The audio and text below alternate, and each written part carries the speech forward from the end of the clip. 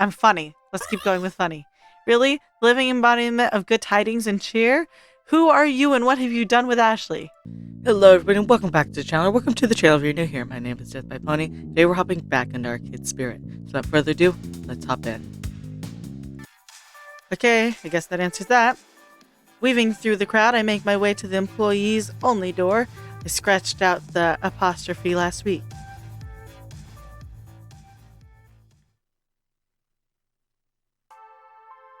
Sure enough, Queen Bee is there, thumbing through her social media feeds. Hey, QB. Oh, hey, kid. So, sup? Oh, not much, really. Just wondering what I'm gonna do after L7 boots me from the team. I lose all my subscribers, and I'm lying downtrodden in the esports gutter begging for tokens. So, not much, really. Okay, I get that you feel the need to hustle 24/7 and that the pressure's on. You're constantly being evaluated and judged, put under the magnifying glass. This is meant to be comforting? My point is, I didn't forget what you told me before. But isn't this different? You're up against the best player in the world. Who'd expect you to win that fight? One loss, that loss in particular, can't ruin you. Queen Bee sighed, locking her phone for now and tucking it away, her face still wrought with trepidation. Look, kid. It's complicated. There's things about L7 that I don't talk about, some really fucked up things. It's not just the pressure to perform, it's the pressure to perform perfectly at every second of my career. It's expectation beyond the norm, beyond what anyone else on my team has to deal with. Simply put, I'm a woman in esports. That is what changes everything. I'm sorry to hear that. Is someone giving you trouble? What, are they making sexist jokes about fixing them sandwiches? Are we all equal in gaming? It's just button tapping. No, it's not just button tapping.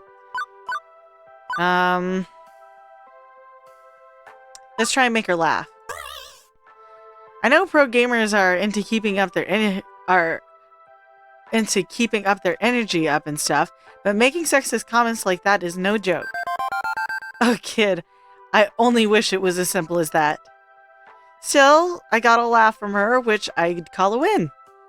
I could easily come back with a few quips of my own to fend off the childish behavior. Like come back with an actual fucking sandwich and shove it in their face.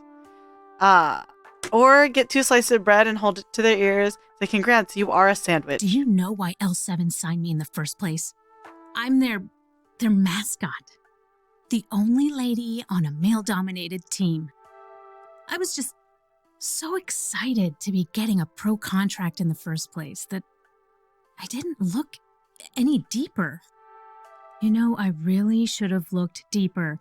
If I did, I would have noticed their history. Women gamers hired and fired over the years, always let go for performance issues. Performance issues, my ass. They have a rotating slot for the obligatory eye candy hire, and everyone knows it. And now I'm starting to hear rumblings about my performance. It's like I'm getting too old for them, and it's time to trade in for a younger, hotter esports star. And it's not like any of this is in writing. Oh no. They never say why it happens. It's to avoid the legal system, obviously. They blame the gamer every time. Poor performance. But it's as plain as the nose on your face. Instinctively, I go cross-eyed, trying to look at my own nose. Well, maybe not your nose. Yours is as cute as a button. Ugh. You know, this kind of shit happens all the time in esports. Montages and interviews are always focused on me being a woman and not my skills as a gamer. I mean, it's not just in esports. It's soaked into the entire fucking gaming culture. Women, LGBT+, POCs, minorities, people with disabilities. Basically, everyone who's not their industry marketing target has to work extra hard to get where they want to be and get treated like shit along the way. I fought tooth and nail to get where I am now, and to have it all be threatened because I don't uphold their sexist standards anymore is frankly bullshit. So it's there and it's real, but tough to prove any real allegations. Closest thing I've got to hard evidence is my win-loss ratings. It's steady and solid, no performance problems at all. Nope, no way. I don't lose. They can't drop the axe just yet, not until I make a mistake. And well, taking on the demon and getting destroyed in front of a live stream audience at a small event, an event I should be winning hands down, that's all they really need to justify abandoning ship? Honestly, I'd have abandoned ship on this team ages ago, not for the fact I rely on my team's salary to live. I've even had to put up with those L7 sponsor events at Deco Palace. What a filthy pit of ego and aggression that place is. But without this contract, I need, a real job, like an ordinary pleb. Fuck that. I'm a gamer and this is my fucking dream. So I suck it up and endure all the little microaggressions. No way around it. Now, if I want to keep being a pro, I have to beat the demon. But how do you kill that witch who has no weakness? Come on, everybody has a weakness. What's his? Maybe. Well, maybe if he has a heart attack or spontaneously combusts, being on fire is totally a weakness. Maybe walk me through it. In the fist of discomfort, how do you counterplay your opponent? I'm utter crap at that genre. Maybe explaining it to a noob will help. Your cluelessness is totes adorbs. How you manage to exist at this level is beyond me. Never change, kid. She pauses, trying to figure out how to word it on a level that's even a neophyte can handle. Let's see. Okay, so there's 3 playstyles in FOD. Aggro, mid-range, and control. Put simply, aggro is quick beatdowns, mid-range is balance, control is long-term planning. In this case, I play aggro, and from what I know about the demon, he's absolutely perfect control player. He uses elaborate item combinations to stall the game, then seals your doom. And I'm going to hazard that control beats aggro? Most of the time, yeah. It sacrifices early game power for early game stall, meaning I burn out while he's just getting warmed up. If I want to complicated. If I want to counterplay him, I have to play mid-range, but I haven't practiced those characters that playstyle. He'd outskill me easily. No choice, I guess I'll have to get out of my comfort zone and face the demon as mid-range. I'll figure out something along the way. I'm going to slay the demon. I'm going to do this, I will. I agree, it's time to go exorcist on his ass. And if not, hey, you can join Team Funplex. Is there anyone in L7 to help you out? Let's hype her up. She needs it. Then I think it's time to load up on holy water and crossbow and purge this entity from our sacred Funplex. Now we're talking. Let's put L7 aside for the moment, because even if I win this battle, I'm leaving them in my wake. But here and now, it's time to focus on the fight. Hey, thanks. Aww. This helped. I mean, I'm still very likely doomed, but I feel better about my doom as a whole. You'll be there for the finals later on today, right? And not affirmative. Although Percy should be wrapping up his score run at about the same time, meaning, Hey, it's cool, I get it. You've got a lot going on, no pressure. Now you've got an event to manage, and I've got a fight to prep for. Let's both do what we do best. You got it, Queen Bee. She pulls out her phone to do a little research as I depart.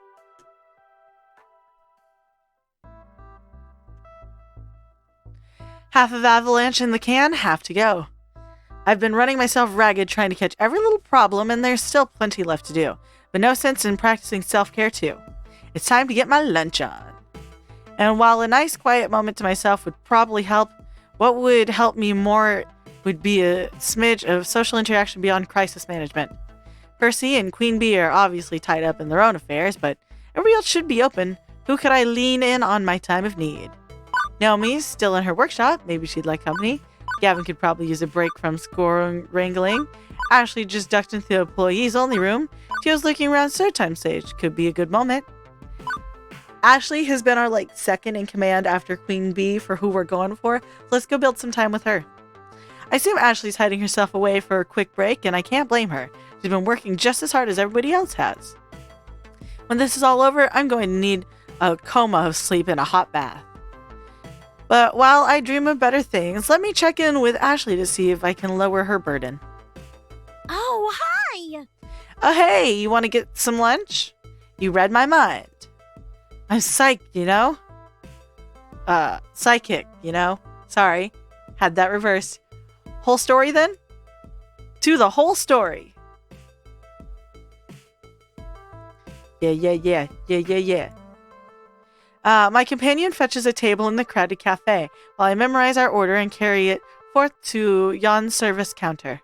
I make my way to the front of the line, trying to keep the lunch order neatly arranged in my brain despite all the chaos of today's event. Well, look who's here. I'm looking. It's our favorite arcade wrangler. Arcade minion? Arcade flunky? What's the right term?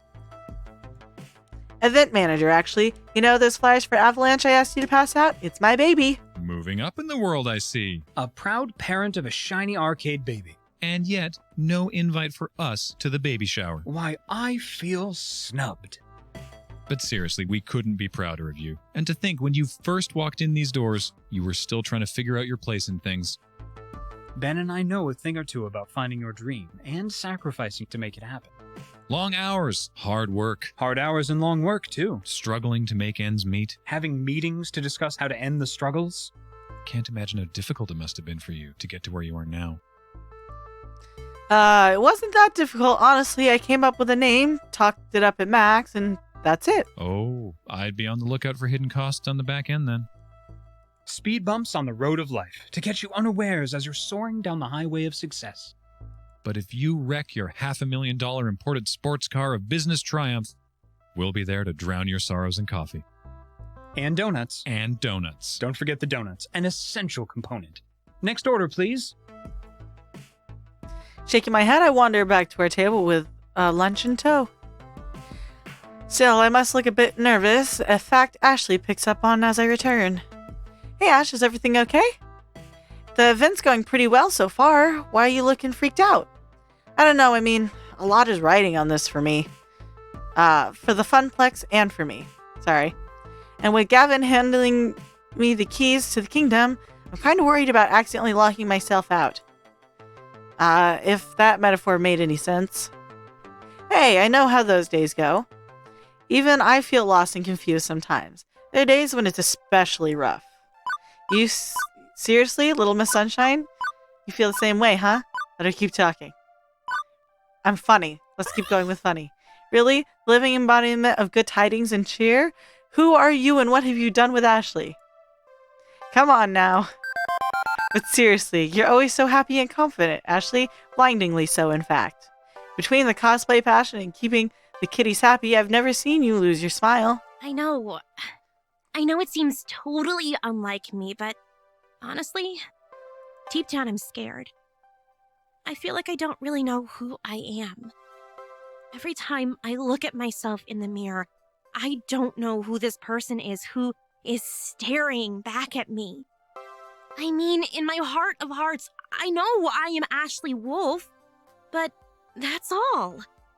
What makes up Ashley Wolf? Her last name is Wolf? I'm sorry, I didn't know that. And I'm just like, for a sec I was like, is this her persona? And then it dawned on me, she has a last name. I only know one person in my actual life who has the last name Wolf, and she's my godmother. So anytime I hear anybody else with the last name, I'm like, no, that can't possibly be your last name. Who am I? Who am I really? That's what I'm searching for. That took an unusually serious tone compared to Ashley's usual chipper attitude. And I can't say I entirely get what she means about not knowing who she is.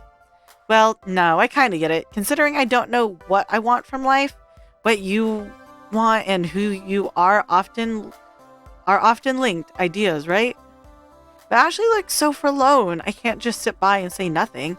I won't let this silence drown her out. You should try searching an abandoned house. Is that why you cosplay? What do you hope to find?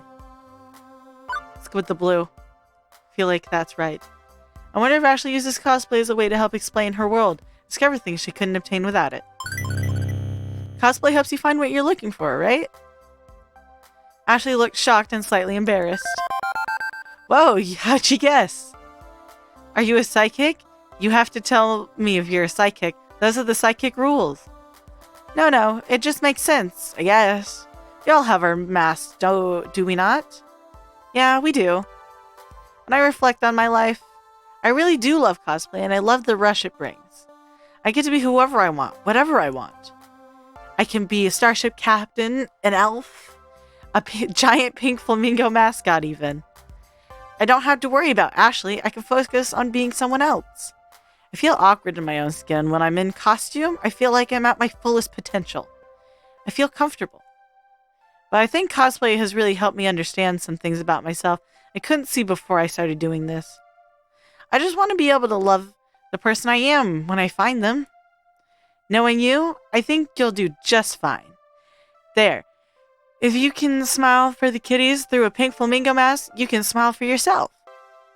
I hope so. I really do. Ashley looks off again longingly for a second before snapping back to attention. Oh my, I've just talked your ear right off. Beep beep. Lunchtime is over, Ash. Right on time. Hey, thanks for listening, Ash. I mean it. Well, we're a good friend, aren't we? The next few hours pass quickly. With renewed confidence, Percy deep into his world record run and performing admirably, he is intensely focused on that score, inching ever closer, while Queen Bee effortlessly destroys locals on the path to her inevitable showdown with the demon. Myself, I float through it all, taking care of little problems while keeping an eye on both of them, but as the event winds to a close, all eyes are on our two main events, and the very real possibility of our local heroes falling apart at the finish line.